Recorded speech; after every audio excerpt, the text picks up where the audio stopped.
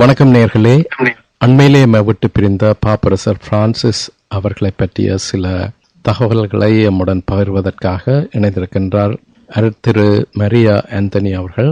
அவருடன் மேலும் எமது வானமதம் அறிவிப்பாளர் கோனியலிஸ் அவர்களும் இணைந்திருக்கின்றார்கள். வணக்கம் ஃபாதர் மரியா ஆந்தனி. வணக்கம் திரு வில்லியம் அவர்களே. வணக்கம் திரு கொர்னேலியஸ் அவர்களே. வணக்கம் வில்லியம். வணக்கம் ஃபாதர் மரியா ஆண்டனி அவர்களே. இருவருக்கும் வானமுதம் நேயர்களுக்கும் எனது அன்பான வணக்கங்களையும் வாழ்த்துக்களையும் தெரிவித்துக் கொள்கின்றேன். நன்றி ஃபாதர். எம்மை விட்டு பிரிந்த பாப்பரசர் பிரான்சிஸ் அவர்களுடைய மரண சடங்குகள் கடந்த சனி அன்று நடைபெற்றன. அந்த நிகழ்வுகள் தொலைக்காட்சியூடாக எடுத்து பெறப்பட்டிருந்ததையும் நேர்கள் அறிவீர்கள். பாப்பரசர் பிரான்சிஸ் அவர்களை பற்றிய தகவல்களை அறிந்து கொள்வதற்காக சில கேள்விகளை திரு மரியா ஆந்தனியிடம் இப்பொழுது கேட்க உள்ளோம். நீங்கள் ஒரு குரு என்ற முறையிலே உங்களுடன் அவரை பற்றிய சில தகவல்களை பரிமாறலாம் என்ற விதத்திலே உங்களை சந்திக்கின்றோம். பாப்பரசர் பிரான்சிஸ் அவர்களுடைய வாழ்க்கையை பற்றி கொஞ்சம் சொல்லுங்களேன். அவர் எப்பொழுது பிறந்தார், அவரது கல்வி, எப்போது குருவானார் என்பதை போன்ற தகவல்களை தாருங்களேன். நம்ம திருத்தந்தை பாப்பரசர் வார்த்தை நம்ம தமிழ்ல திருத்தந்தை அப்படின்னு சொல்றோம். நம்ம திருத்தந்தை பிரான்சிஸ் அவர்கள் 88 வயசுல இறந்து சனிக்கிழமை அடக்கம் செய்யப்பட்டார் என்பது நம்ம எல்லாருக்கும் தெரியும். அவருடைய சொந்த பேரு ஜார்ஜ் மேரியோ பெர்காக்லியோ அப்படிங்கறதான். திருத்தந்தை ஆன பிறகு ஒரு புனிதர் பெயரையோ அல்லது வேற ஏதாவது விவிலிய பெயரையோ எடுப்பாங்க. அப்படி அவர் எடுத்துக்கொண்ட பெயர் தான் பிரான்சிஸ் என்பது. மற்றபடி அவருடைய சொந்த பெயர் ஜார்ஜ் மேரியோ பெர்காக்லியோ. இவருடைய பெற்றோர்கள் ஒரிஜினலா அவருடைய பூர்வீகம் இத்தாலி தான். இத்தாலியில இருந்து வேலை நிமித்தமாக அவங்க அர்ஜென்டினா நாட்டுல பியோனஸ் ஐரஸ் அப்படிங்கிற இடத்துல குடியேறுகிறார்கள். அப்ப அந்த இடத்துல இவருடைய தந்தை ஒரு ரயில்வே ஊழியராக வேலை பார்த்தவர், தாய் வீட்டுல இருந்தவங்க தான். ஆக அந்த அர்ஜென்டினா நாட்டுல இந்த பெற்றோர்களுக்கு மேரியோ ஜோஸ் பெர்காகுலியோ அப்படிங்கிற தந்தைக்கும் ரெஜினா மரியா சிவோரி அப்படிங்கிற ஒரு தாய்க்கும் பிறந்தவர் தான் நாம் இப்பொழுது நாம் நினைவு கூறுகின்ற திருத்தந்தை பிரான்சிஸ் அவர்கள். டிசம்பர் மாதம் 17ஆம் தேதி 1936 ஆண்டில் அவர் பிறந்தாரு. ஒரு சாதாரண நடுத்தர குடும்பம் என்று சொல்வதை விட ஒர்க்கிங் கிளாஸ் ஃபேமிலிம்பாக, அதாவது இந்த சாதாரண ஒரு குடும்பத்தில் பிறந்தவர் தான். சின்ன வயசுல வேதியியல் அப்படிங்கிறோம்ல, கெமிஸ்ட்ரி அந்த படிப்பை படிச்சுட்டு ஒரு டெக்னீஷியனா வேலை செஞ்சுக்கிட்டு இருந்தாரு. அப்ப 21 வயசுல அவருக்கு சீரியஸான லங்ஸ் ப்ராப்ளம். நீங்க அடிக்கடி கேள்விப்பட்டிருப்பீங்க. திருத்தந்தை ஒற்றை நுரையீரலோடு வாழ்ந்து வந்தாரு. அதுக்கு காரணம் என்னன்னா 21வது வயசுல அவருக்கு ஏற்பட்ட அந்த லங் இன்ஃபெக்ஷன்ல நுரையீரல் தொற்று வியாதியின் காரணமாக நுரையீரலுடைய ஒரு பகுதியானது நீக்கப்பட்டது. அது அன்றையிலிருந்து இன்னைக்கு வரைக்கும் 21 வயசுல இருந்து 88 வயசு வரைக்கும் ஒற்றை நுரையீரலோடய அவர் வாழ்ந்து வந்தார். காரணம் அவருடைய உள்ள உறுதி அப்படி சொல்லலாம். அப்புறம் 1958 ஆண்டு, அதாவது ஏறத்தாழ 22 வயசு நடக்கும் போது தான் அந்த சேசு சபையில் அவர் சேருகின்றார். அதுக்கடுத்து சிலி, அர்ஜென்டினா போன்ற நாடுகள்ல படித்துவிட்டு குறும்பட பயிற்சிக்காக படித்துவிட்டு 1969 ஆண்டு குருவாக மாறுகின்றார். அப்புறம் சேசு சபை குருவாக இருந்து அதே சேசு சபையிலேயே புரொவின்சியல் அப்படிம்பாக, மாநில தலைவர் அப்படிங்கிற தலைவரா மாறினாரு. அதுக்கடுத்து 1992 ஆண்டு தான் இந்த பியோனஸ் ஐரஸ் அப்படிங்கிற அர்ஜென்டினாவில் உள்ள மறைமாவட்டத்தினுடைய உதவி ஆயராக அப்பொழுது இருந்த திருத்தந்தை, இப்பொழுது புனிதராக கருதப்படுகிற இரண்டாம் ஜான் பால் என்று சொல்கிறோமே, அவரால் ஆக்கப்பட்டாரு. தொடர்ந்து 1998 ஆண்டு அவர் அதே மறைமாவட்டத்தினுடைய பேராயராக நியமிக்கப்பட்டார். அப்புறம் 2001 ஆண்டு அவர் திருத்தந்தை ஜான் பால் II, திருத்தந்தை புனித 2ஆம் யோவான் பவுல்னாலேயே அவர் கர்தினாலாக ஆக்கப்பட்டு அப்புறம் 2013 தான் அவர் திருத்தந்தையாக எடுக்கப்பட்டார். இதுதான் அவர் கடந்து வந்த ஒரு சுருக்கமான பாதை அப்படின்னு சொல்லலாம். திருத்தந்தை பிரான்சிஸ் அவர்கள் எளிமையும் தாழ்மையும் மனிதம் நேயமும் கொண்ட ஒரு நபராக கருதப்படுகின்றார். அவர் பாப்பண்டவராக திருத்தந்தையாக வந்த பொழுது புனித பிரான்சிஸ் அசிசி அவரை போல் தானும் வாழ வேண்டும் என்று அவரை மனதில் கொண்டு பிரான்சிஸ் என்ற பெயரை தெரிவு செய்து மட்டுமில்லாமல் வளமையாக பாப்பண்டர்கள் வாழுகின்ற அந்த பாப்பண்டர்கள் அபார்ட்மெண்ட்ஸ்ல வாழாமல் ஒரு சிறிய கெஸ்ட் ஹவுஸில் வாழ்ந்ததை தொடங்கி இறுதி வரை அவர் ஒரு எளிமையான மனிதனாகவும் தாழ்மையான மனிதனாகவும் மனிதநேயம் கொண்ட ஒரு நபராகவே வாழ்ந்து வருகிறார். அதை பற்றிய உங்களது கருத்துக்களை சொல்லுங்களேன். ரொம்ப நன்றி பொன்னிலேஸ் அவர்களே. திருத்தந்தையினுடைய அந்த எளிமையை பற்றி பேசுவதற்கு ஒரு பின்புலம் இருக்கிறது. பின்புலம் என்னன்னா அவர் 12வது நூற்றாண்டுல 1100வது ஆண்டு 12வது நூற்றாண்டு என்று சொல்லுவோம். அந்த நூற்றாண்டுல வாழ்ந்தவர் புனித பிரான்சிஸ் அசிசி என்பவர். இத்தாலியில் உள்ள அசிசி நகர பிரான்சிஸ் என்று சொல்லப்படுபவர். அவர் ரொம்ப எளிமையானவர். அவருடைய தந்தை ஒரு பெரிய பணக்காரர். இருந்தாலும் அதெல்லாம் விட்டுட்டு இதெல்லாம் எதுக்கு எனக்கு தேவையில்லை அப்படின்னு சொல்லிட்டு வெளியேறி ரொம்ப எளிமையான வாழ்க்கை, இயற்கையோடு இணைந்த வாழ்க்கை வாழ்ந்து வந்தவர். அப்ப இவர் திருத்தந்தையா மாறின உடனே ஒரு எளிமையான வாழ்க்கையை வாழப்போவதனுடைய முன் அடையாளமாகத்தான் இதை தேர்ந்தெடுத்தார் என்று சொல்வார். இதுல ஒரு சின்ன ஒரு காரியத்தை நான் பதிவு செய்ய விரும்புகிறேன். தற்போதைய திருத்தந்தை, அதாவது இறந்து போன திருத்தந்தை அவர்கள் எளிமையை பற்றி பேசுகிற பொழுது, இதுக்கு முந்தைய திருத்தந்தைகள்லாம் ரொம்ப ஆடம்பரமா இருந்தாங்களாம் அப்படிங்கறது மாதிரி ஒரு தேவையற்ற பேச்சு மக்கள் மத்தியில போய் கொண்டிருக்கிறது. இதனுடைய பின்னணியை கொஞ்சம் சரியா புரிந்து கொள்ள வேண்டும். ஒரு திருத்தந்தை என்பவருக்கு 3 ரோல்கள் அப்படிம்பாக, 3 காரியங்கள் அவருக்கு உண்டு. முதலாவது, pope is the bishop of Rome. அவர் ரோமினுடைய ஆயர். அது அவருக்குரிய முதல் கடமை அல்லது முதல் பதவி என்று சொல்லலாம். இரண்டாவது, அகில உலக திரு அவையினுடைய தலைவராக இருப்பவர். மூன்றாவது, வாட்டிக்கன் என்பது ஒரு தனி நாடு என்பதை நாம் புரிந்து கொள்ள வேண்டும். அது ஒரு நாடு. நாட்டினுடைய அரசர் யாரு? திருத்தந்தை.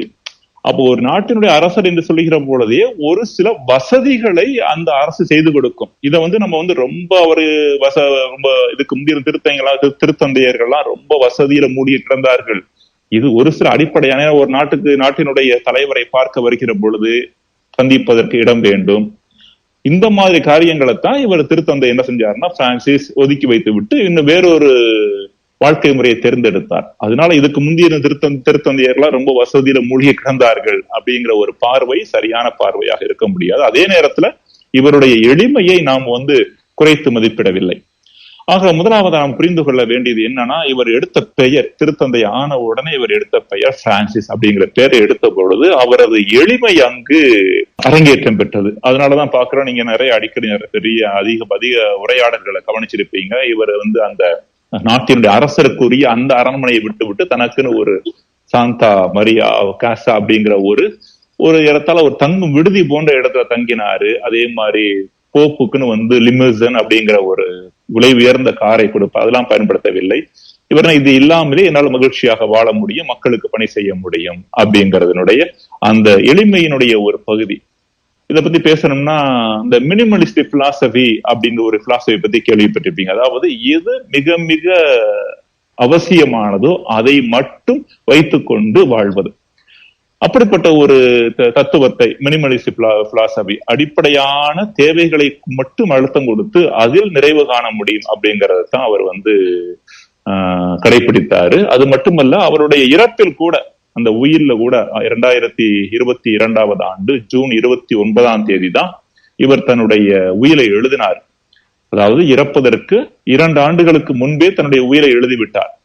அதில் குறிக்கப்பட்ட ஒரு குறிப்பு என்னவென்றால், என்னுடைய சவப்பெட்டி எப்படி இருக்கணும், எந்த இடத்துல அடக்கம் செய்யப்பட வேண்டும், அதுல என்னென்னலாம் எழுதப்படக்கூடாது, சவப்பெட்டியில என்னை பற்றி பெருமையா எழுதப்படக்கூடாது, என்னுடைய பெயரை தவிர வேற எதுவும் எழுதப்படக்கூடாது என்பது பற்றிய பல குறிப்புகளை அங்க வத்திக்கான் நகர்லயே 4 பசிலிக்கா இருக்கு. Saint Peter's basilica, saint Paul's basilica, Lateran basilica. இது 3 புகழ்பெற்ற பசிலிக்கா.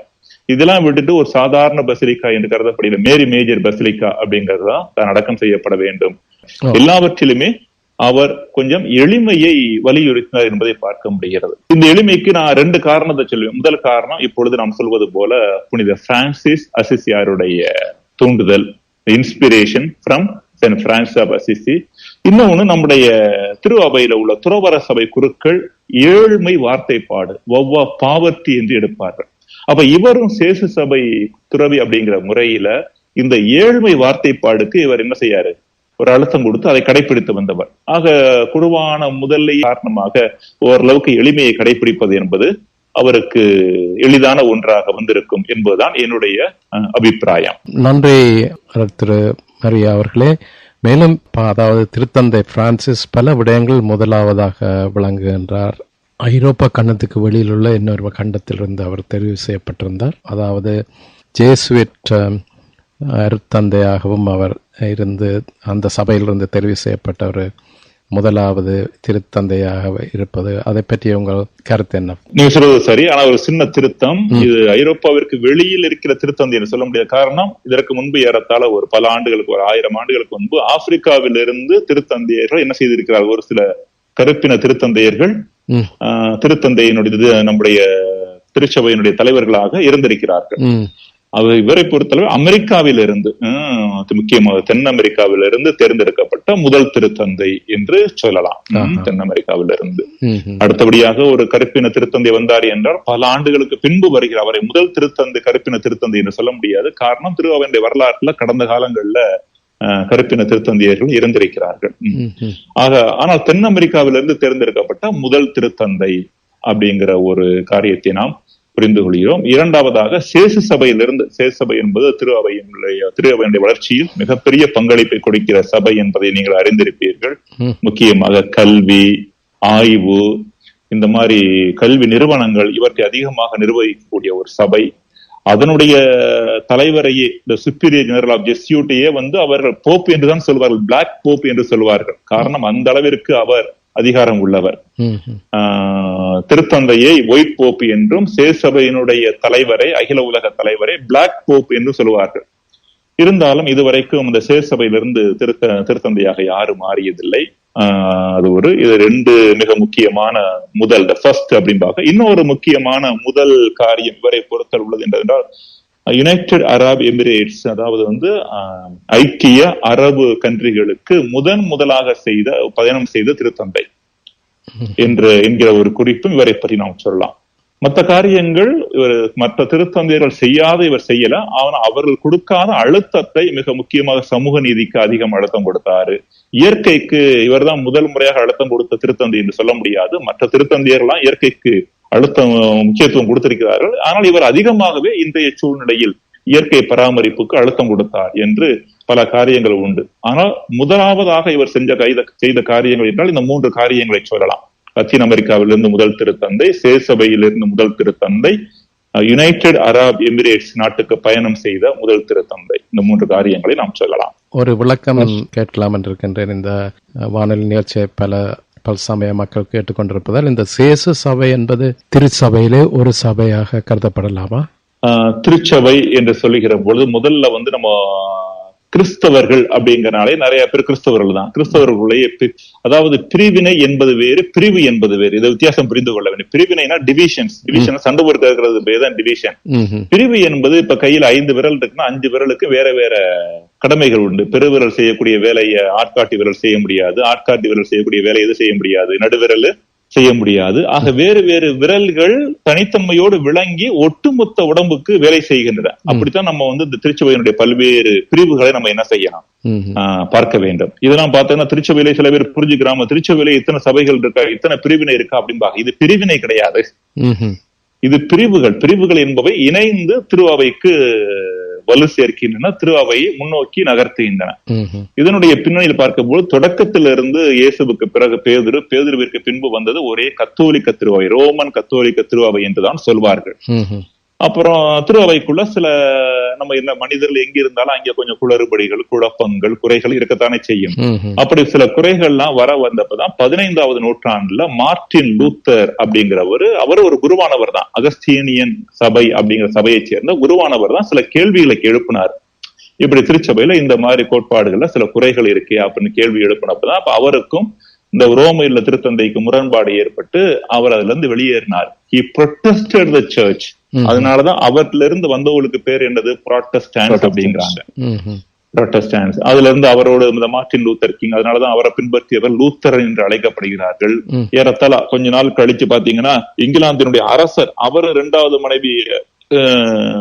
மனைவி திருமணம் செய்வதற்கு திருத்தந்தை அனுமதிக்க வேண்டும் என்று சொன்னப்போ அவர் அனுமதிக்காததன் காரணமாக அவரே விலகி போனார். அப்ப அந்த இங்கிலாந்து நாட்டுல அரசரை பின்பற்றியவர்கள் ஆங்கிலிக்கன்ஸ் என்று அழைக்கப்படுகிறார்கள். இப்படி இந்த பல புராட்டஸ்டான்ட் குரூப் பூரா பிரிஞ்சு போயிட்டாங்க. இது ஏறத்தாழ எப்ப நடந்ததுன்னா ஒரு 16வது நூற்றாண்டுல 16வது நூற்றாண்டுல நடந்த நிகழ்ச்சி. இன்னைக்கு கிறிஸ்தவர் என்று சொல்லப்படுகிற 3வது குழு ஒண்ணு இருக்கு. இந்த குழு இந்த பெண்டகோஸ்டல் குரூப் அப்படிங்கிறாங்க. இந்த குடிசை வீடுகள் மாதிரி சொல்லுவாங்கல்ல, பல இடங்கள்ல ஒரு பாஸ்டரை மட்டும் மையப்படுத்திக்கிட்டு ஒரு சின்ன சின்ன அந்த தூய ஆவியை மையப்படுத்தி அவர்கள் போதிக்கிற போதனைகள்லாம் இருக்கு. இது திருஅவையில் கிடையாது, கிறிஸ்தவர்கள் உள்ள 3வது குழு. இப்ப நாம பேசிக்கொண்டிருப்பது இந்த 1வது குழு, கத்தோலிக்க திருஅவை குழு. இதுக்குள்ள 2 விதமான பணிகள் இருக்கு. ஒன்று மறைமாவட்ட குருக்கள், இன்னொன்று துறவர குருக்களை பொறுத்த அளவுல. மறைமாவட்ட குருக்கள்னா இப்ப நீங்க மெல்பர்ன்ல இருக்கிறீங்க, மெல்பர்ன் டயசிஸ் அது ஒரு மறைமாவட்டத்துக்கு, அதற்குன்னு சொந்தமான குருக்கள் இருக்கிறாங்க. சிட்னி இருந்தால் சிட்னி மறைமாவட்ட குருக்கள்.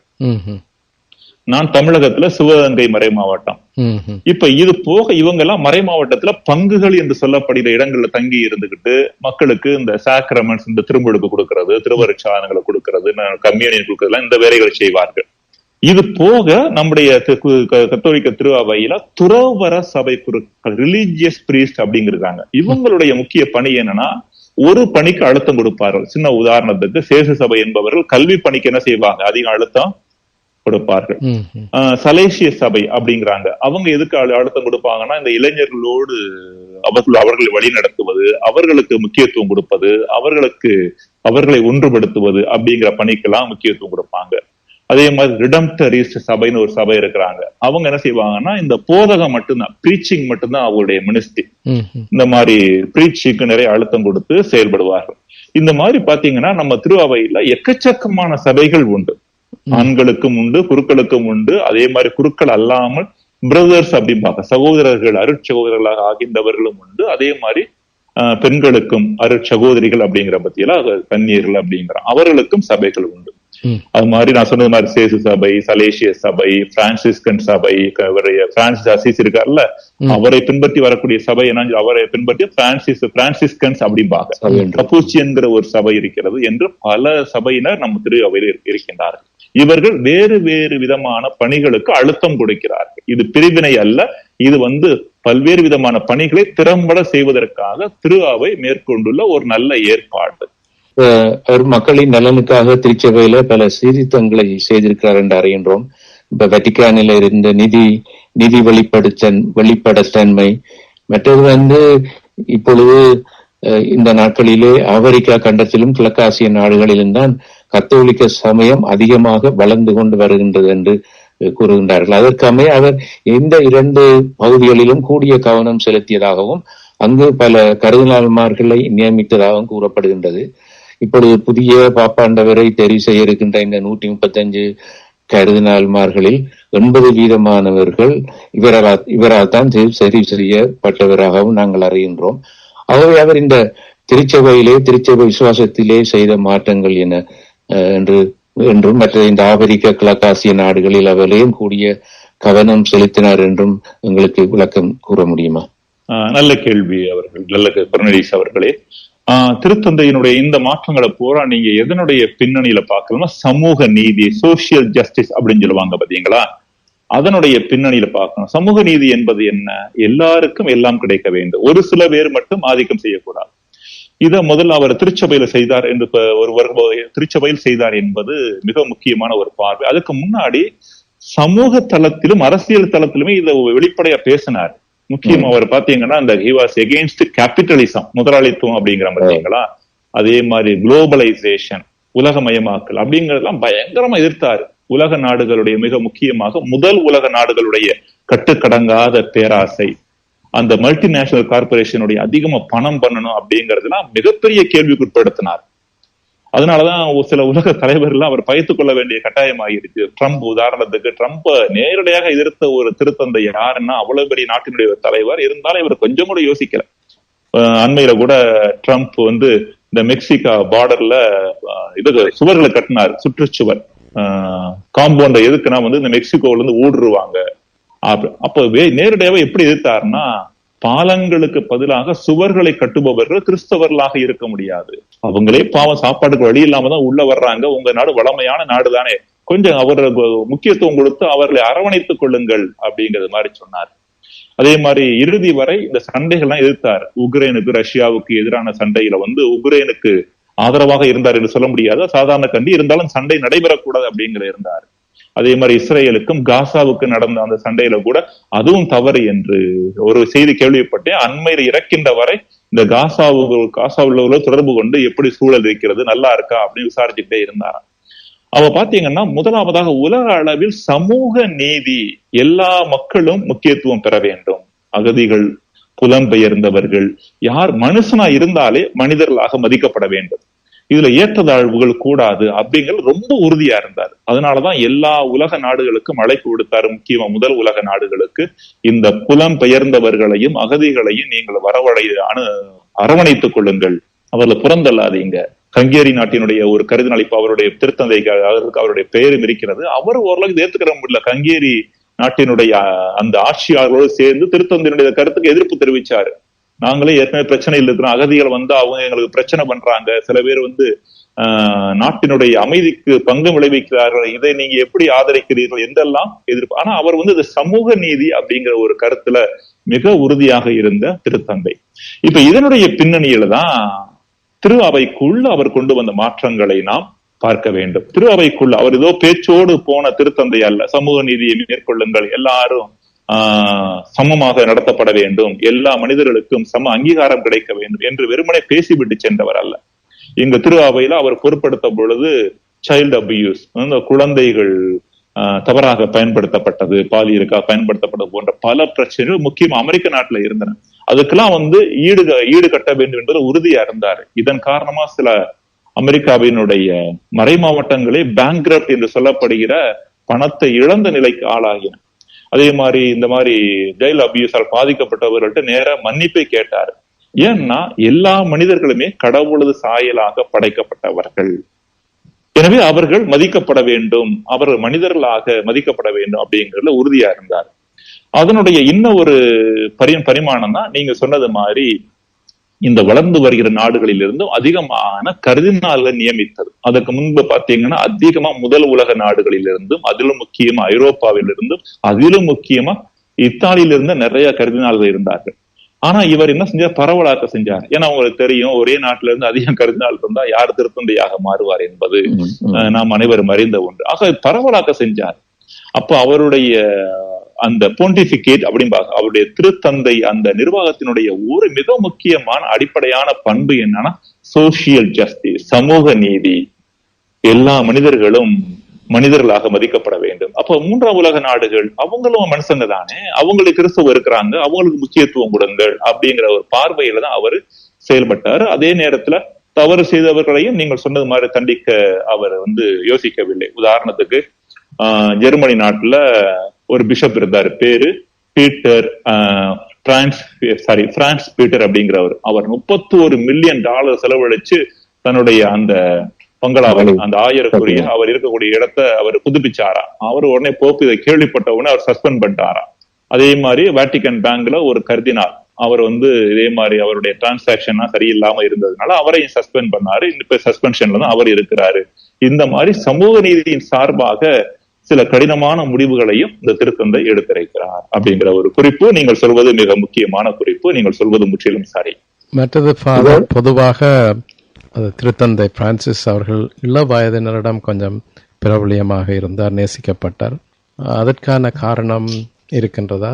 நிச்சயமா நீங்க சொல்றது மாதிரி இப்போ இள வயதில் மட்டுமல்ல, இன்னைக்கு பாத்தீங்கன்னா செக்யூலர் மீடியாவிலேயே இவரது இறப்பு ஒரு பெரிய அளவில் பேசப்படுதுன்னா என்ன அர்த்தம்னா, திருச்சபைய அந்த கிறிஸ்தவர்களுக்கு நடுவில் இருந்து வெளியில கொண்டு வந்தார். கிறிஸ்தவர்களுக்கு மட்டும்தான் திருச்சபை அப்படிங்கிற பார்வையை விட்டு திரு அவை எல்லாருக்குமானது.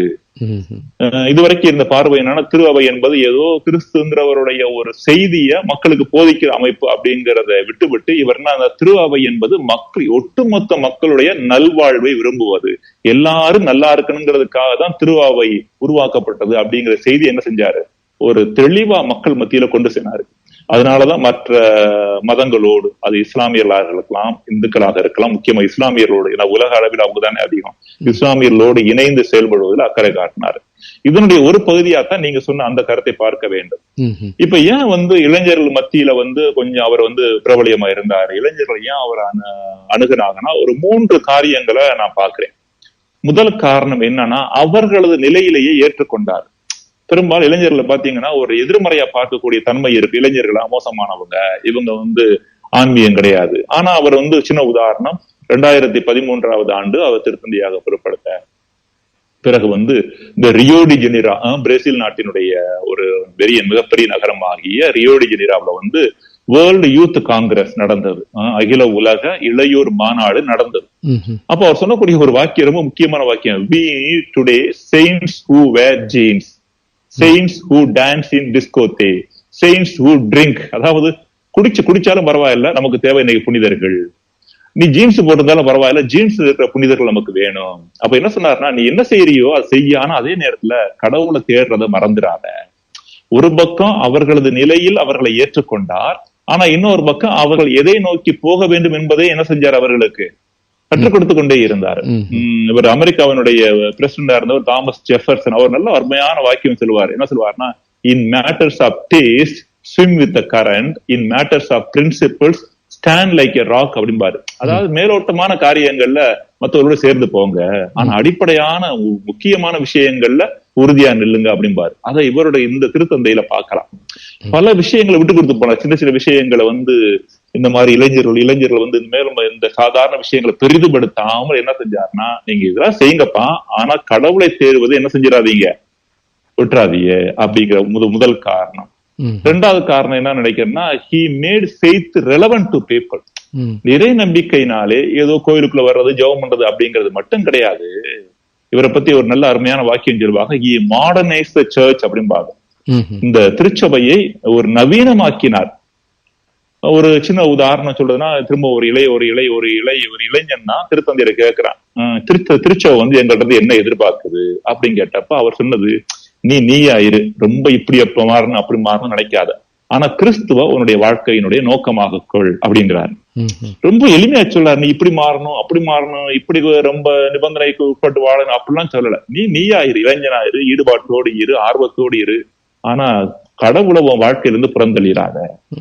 இது ரெண்டாவது காரணம், இந்த இளையோரெல்லாம் பண்பு செய்யப்பட்டதுக்கான. மூன்றாவது காரணம், மிக முக்கியமான காரணம், he had non-judgmental attitude. அவருடைய மிக முக்கியமான வாக்கியம் என்னன்னா, who am I to judge people? முக்கியமா இந்த மேல் உலக நாடுகள், முதலாம் உலக நாடுகள் நமக்கு தெரியும், இந்த தன்பாலின சேர்க்கை, ஹோமோசெக்சுவல் அப்படிங்கிற பாத்தீங்களா, அது இந்த டைவர்ஸ் அதெல்லாம் இருக்கு. அப்போ ஒரு கேள்வி, திரு அவையினுடைய பாரம்பரியத்தின் பிரகாரம் இவங்க எல்லாம் கடவுளுக்கு ஏற்காதவர்கள், நற்கரணை வாங்கக்கூடாது அப்படிலாம் இருந்தது. ஆனா இவர் ஒரு முறை சொன்னாரு, who am I to judge them? இயேசுநாதரே சொல்லாருல, அந்த இதுக்கு விபச்சாரத்தில் பிடிபட்ட பெண், யோவான் நற்செய்தி 8வது பிரிவுல அங்கே அந்த பெண் சொல்வார், நானும் உன்னை தீர்ப்பிடேன் அப்படிம்பாரு. அப்ப இயேசுநாதரே ஒரு தவறு செய்த நபரை தீர்ப்பிடாதப்ப நான் எப்படி அவங்கள தப்புன்னு சொல்ல முடியும் என்று இந்த தீர்ப்பிடாமல் அனைவரையும் அரவணைக்கக்கூடிய பண்பு.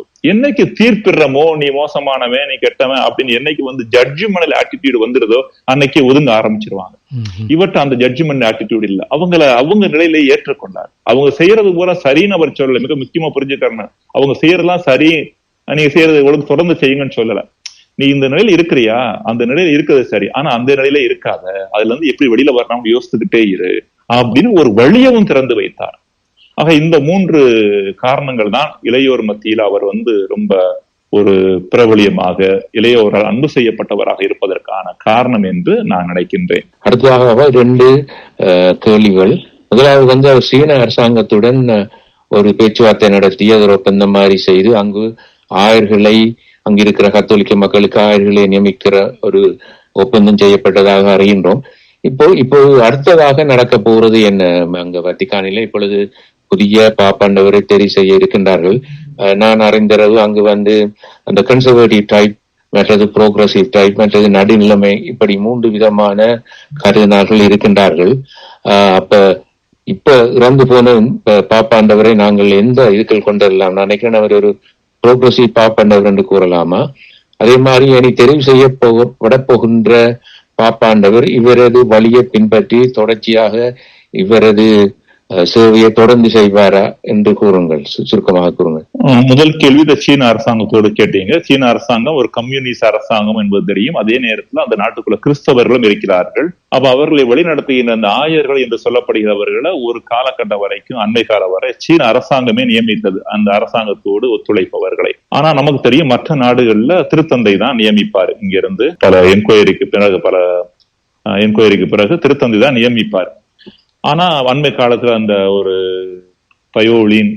பரோலின் அப்படிங்கிற ஒரு கர்தினாலுடைய அணுகுமுறை, இந்த போப்பு நம்ம திருத்தந்தை பிரான்சிஸ் அவர்களுடைய வழிநடத்தல்படி இவர் நடத்திய பேச்சுவார்த்தையின் காரணமாக இனி சீனாவில் ஆயராக நியமிக்கப்படுபவர்கள் அரசாலும் ஒத்துக்கொள்ளப்பட வேண்டும், திருத்தந்தையால் ஒப்புக்கொள்ளப்பட வேண்டும் அப்படிங்கிற ஒரு வரலாற்று முடிவு எடுக்கப்பட்டிருக்கிறது. இது ஒரு நல்ல முடிவு. அது ஒரு சின்ன செய்தி மட்டும்தான். உங்களுக்கு அடுத்த கேள்விக்கு வருவோம். அடுத்த திருத்தந்தை எப்படி அப்படிங்கிற ஒரு நமக்கு யாருக்கும் தெரியாது. அந்த திருத்தந்தை நடத்த தேர்ந்தெடுக்கப்படுகிற முடிவுக்கு பேரே கன்க்ளேவ் அப்படிம்பாங்க. அதுக்கு பேரே பூட்டப்பட்ட அறை தான், லாக்டு ரூம் தான். இங்க கேன்வசிங் அப்படிங்கிற வாய்ப்பு இருக்கான்னா மனித முறையிலான காரியங்கள் இருக்கு. நிச்சயமாக யாரு ஒவ்வொரு கருதினாலும் நினைக்கிறாலும் நடப்பாங்க. இப்ப 3 வகையில் நீங்க சொன்னீங்க, ப்ரோக்ரசிவ், இன்னொன்னு ட்ரெடிஷனல், இன்னொன்னு 2க்கு நடுவுல இருக்கிறாங்க அப்படின்னு சொல்லிட்டு. இப்ப இருக்கிறவருடைய பேர்களை யாரு வரப்போறா நமக்கு தெரியாது. உதாரணத்துக்கு 2013 ஸ்கோலான்னு ஒரு இத்தாலிய நாட்டு கருதினால் தான் இருந்தாரு. ஆனா அவருக்கு தான் முதல் 2 ரவுண்ட்ல முதல்ல ஸ்ட்ராங்கா வந்தாரு. இவரு பெர்காகுலியோ சொல்லப்படுகிற பிரான்சிஸ் அந்த நேரத்துல 2ஆவதா தான் இருந்தார். ஆனா 3ஆவது சுற்றுலதான் என்ன செஞ்சாரு, அவரு முதலாவதா வந்தாரு. அதனால யாரு வரப்போறான்னு நமக்கு உறுதியா என்ன செய்ய முடியாது. அதெல்லாம் அப்படி பேசணும்னா யூகங்கள் தான். நம்ம நம்புவது தூய் ஆவி செயல்படுகிறார். அதான் நான் மக்கள்கிட்ட வழக்கமா சொல்லுவேன், நீங்க யூகம் பண்ணுவதை விட நிறைய ஜெபம் பண்ணீங்கன்னா, கடவுள்கிட்ட மன்றாடினீங்கன்னா திரு அவையை சரியான முறையில் வழிநடத்தக்கூடிய ஒரு திருத்தந்தை நமக்கு கிடைப்பார் அப்படிங்கிற ஒரு கருத்து தான் என்னுடைய கருத்து. அதனால யார் வருவார் என்று யூகம் செய்வது சரியானதா இருக்க முடியாது. அதே நேரத்தில் எப்படிப்பட்டவர் வர வேண்டும் அப்படிங்கிற ஒரு கருத்தை கேட்டீங்கன்னா நான் முதலே சொன்னதுதான், பிரின்சிபிள் தான். அடிப்படையான விஷயங்களை உறுதியா இருக்கணும். எல்லாத்துலயும் போய் எல்லாத்தையும் மாற்றத்தை கொண்டு வந்தோம்னா அது உறுதியா இருக்க முடியாது. அதே நேரத்துல பல விஷயங்கள் மாற்றப்பட வேண்டிய விஷயம் மாற்றப்பட வேண்டும். ஒரு புகழ்பெற்ற ஜெபம் இருக்கிறது, இறைவா மாற்றப்பட வேண்டிய எங்களை மாற்றுவதற்கான வலிமையையும் மாற்றப்பட முடியாதவற்றை ஏற்றுக்கொள்வதற்கான, எல்லாத்தையும் மாற்ற முடியாது திரு அவையில. அண்மைய கால வரை இவருக்கு நினைச்சிட்டு இருந்தாங்க இவர் பெண்களை குறுக்களாக ஆக்குவாங்க அப்படின்னு சொல்லிட்டு. அந்த சினடில் நிறைய மக்கள் எதிர்ப்பு தெரிவிச்சதுனால திருத்தந்தையை அதை விட்டு விட்டார். ஆக மாற்றப்பட முடியாத விஷயங்கள் அல்லது ஏற்றுக்கொள்ளப்பட வேண்டிய விஷயங்கள் என்று பல உண்டு. ஆக இந்த மாதிரி இந்த அடிப்படையான கடவுளது உறுதிப்பாட்டில் நிலைத்து நிற்கக்கூடிய காரியங்களில் நிலைத்து நிற்கக்கூடியவராக, ரொம்ப ரெவல்யூஷனரியா போய் எல்லாத்தையும் பேசிட்டு இருந்தோம்னா உறுதிப்பாடு என்று எதுவுமே இருக்காது, அல்லது கன்விக்ஷன் என்று எதுவுமே இருக்காது.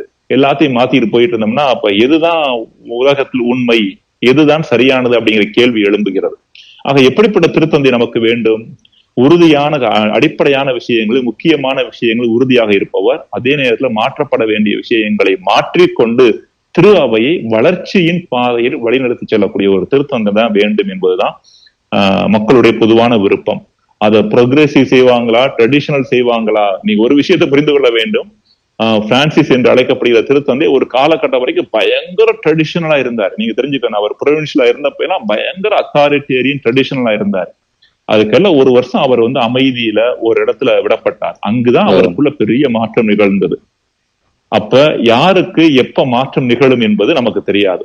கடவுள் அனைத்தையும் செய்ய வல்லவர் அப்படிங்கிற மனநிலையோடு நாம் அனைத்தையும் அணுக வேண்டும் என்பதுதான் என்னுடைய வேண்டுகோளும் கோரிக்கையும் கூட.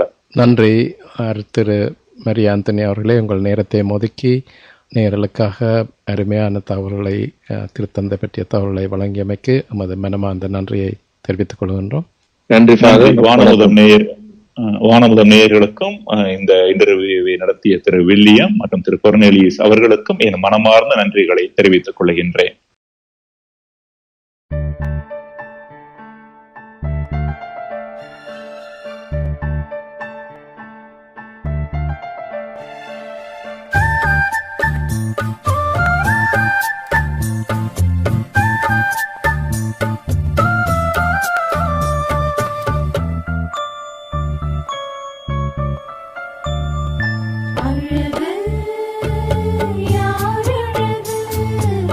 தூய்மையான உள்ளம் அழகு, தாழ்ச்சியான நெஞ்சம் அழகு.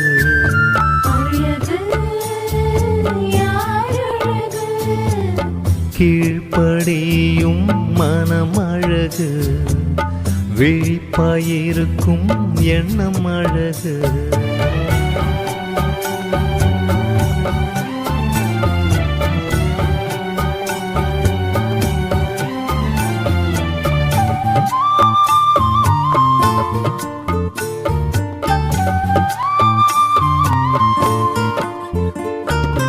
நம்பிக்கை இறை அழகு, நன்றி சொல்வது அழகு, நல்லவர் என்றும் அழகு, பரநன்மைகள் செய்வது அழகு, அன்பு காட்டுவது அழகு, மன அமைதி உண்டாக்குவது அழகு, ஆறுதலாயிருப்பது அழகு, நல்லாண்டவர்க்கு அஞ்சுவது அழகு, உண்மை பேசுவது அழகு, பொறுமையே நமக்கு அழகு, தம் துன்பத்தை தாங்குவது அழகு, தினம் பிறரை மன்னிப்பது அழகு.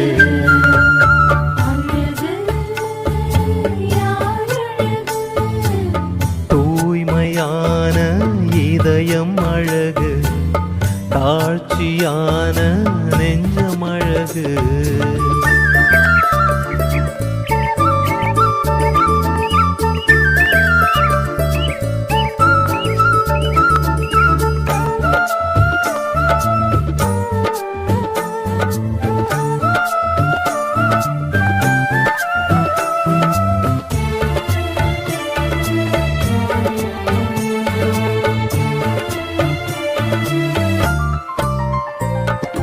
வாழ்வு மிக அழகு, வழியும் நிறை அழகு, மாட்சி நமக்கு அழகு, இறையாட்சி என்றும் அழகு, இரக்கம் காட்டுவது அழகு, குறை கூறாதோர் அழகு, நீதியாயிருப்பது அழகு, நிறைவாய் வாழ்வது அழகு, மீட்பரே நமக்கு அழகு, நல் மேட்பரே என்றும் அழகு, ஒளியானவரே அழகு, நம் இயேசுவே பேரழகு.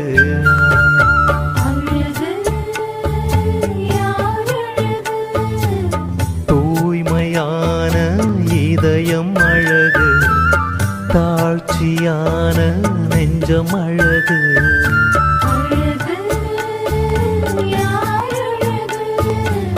கீழ்ப்படியும் மனம் அழகு, விழிப்பாயிருக்கும் எண்ணம் அழகு.